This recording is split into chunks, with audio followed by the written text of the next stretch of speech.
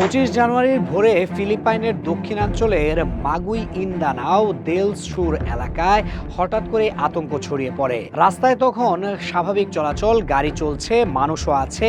এমন এক খোলা জায়গাতেই লক্ষ্য করে হামলা চালানো হয় এক মেয়রের কনভয়ের ওপর।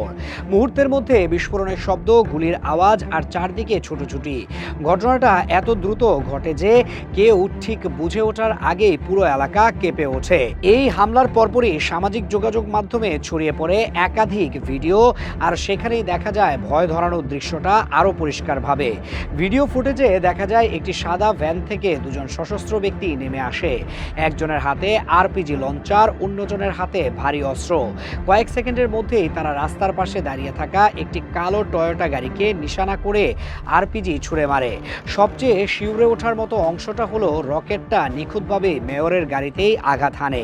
তবে হামলার সময় মেয়র আম্পাতুয়ান ছিলেন বুলেট প্রুফ গাড়ির ভেতরে, তাই বিস্ফোরণের ধাক্কা লাগলেও তিনি প্রাণে বেঁচে যান।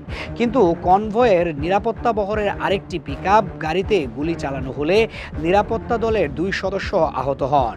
ফুটেজের মাঝখানে হঠাৎ কিছু অপ্রাসঙ্গিক লাইনও শোনা যায়। ওয়ার্কার প্রয়োজন মতো বাগানো যায়, অধিক চাপেও ভাঙে না ভিগো। তবু মূল দৃশ্যের ভয়াবহতা তাতে একটুও কমে না। আন্তর্জাতিক গণমাধ্যমের প্রতিবেদনের ভিত্তিতে বলা হয়েছে, হামলার পর পুলিশ ও সেনাবাহিনী যৌথ অভিযান চালায়। ধাওয়া শেষে 3 হামলাকারী নিহত হয়, তবে একজন এখনও পলাতক বলে জানিয়েছে কর্তৃপক্ষ। হামলা থেকে ফিরে সংবাদ সম্মেলনে মেয়র বলেন, তিনি ভাবতেই পারেননি হামলাকারীরা এত বড় অস্ত্র ব্যবহার করবে।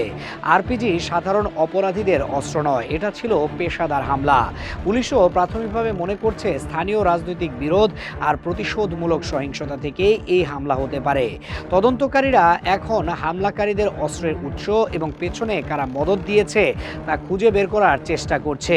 পাশাপাশি সাম্প্রতিক মাসগুলোতে দুর্নীতি আর তথাকথিত ঘোস্ট প্রজেক্ট ইস্যুতে দেশে যে বিক্ষোভ হয়েছে, সেই রাজনৈতিক অস্থিরতার আবহে এই হামলা নতুন করে নিরাপত্তা নিয়ে বড় প্রশ্ন তুলে দিল।